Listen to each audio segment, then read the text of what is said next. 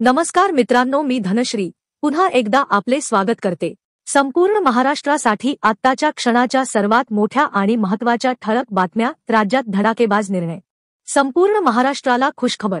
14 जुलै सोमवार काही मिनिटांपूर्वीच्या या बातम्या आहेत मित्रांनो। तर या संदर्भात सविस्तर माहिती या व्हिडिओत जाणून घेऊया। राज्यातील स्थानिक स्वराज्य संस्थांसह अनुदानित शाळांमधील शिक्षकांच्या दुसऱ्या टप्प्यातील भरती प्रक्रियेच्या मुलाखती सुरू आहेत।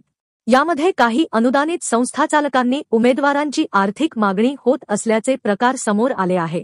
भरतीसाठी तब्बल 10, 15 ते 18 लाख प्लस पर्यंत भाव फुटल्याचे सांगितले जात आहे। त्यामुळे भरती प्रक्रियेतील या प्रकाराने उमेदवार हैराण असून दाद मागायची तरी कोणाकडे या विवंचनेत आहे। पुढील बातमी बघा। मार्च 2026 पर्यंत एटीएम मधून 500च्या नोटा बंद होणार आहेत। 30 सप्टेंबर 2025 पर्यंत 75% एटीएम मधून आणि 31 मार्च 2026 पर्यंत 90% एटीएम मधून या नोटा काढण्याचे आदेश दिले गेलेत, असं या मेसेजमध्ये म्हटलंय।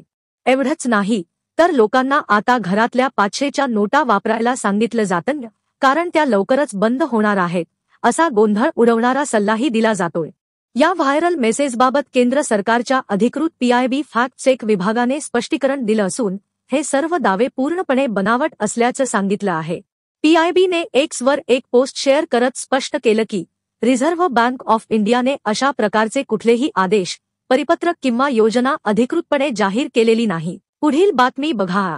मुख्यमंत्री माझी लाडकी बहीण योजनेअंतर्गत लाभ घेत असलेल्या महिलांसाठी मोठी बातमी आहे।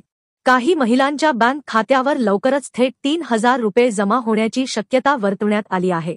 त्यामुळे ज्या महिलांना मागील हप्त्याचा लाभ मिळालेला नाही, त्यांना आता एकत्रित रक्कम मिळण्याची आशा आहे। पुढील बातमी बघा।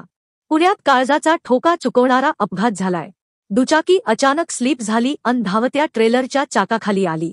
दुचाकीवरील एकाचा या अपघातात चिरडून मृत्यू झालाय। खालुंब्रे येथील हुंडाई चौकात आज सकाळी 6:30च्या सुमारास हा अपघात झाला। 2 जण दुचाकीवरून कामाला निघाले होते, त्यावेळी चाकण तळेगाव मार्गावर अचानक दुचाकी स्लिप झाली। त्यामुळे ट्रेलरच्या चाकाखाली दुचाकी गेली। दुचाकीवर पाठीमागे बसलेला व्यक्तीचा जागीच मृत्यू झाला, तर चालक जखमी झाला। त्याला तात्काळ रुग्णालयात उपचारासाठी दाखल करण्यात आले। अपघाताची माहिती मिळताच पोलिसांनी घटनास्थळी धाव घेतली।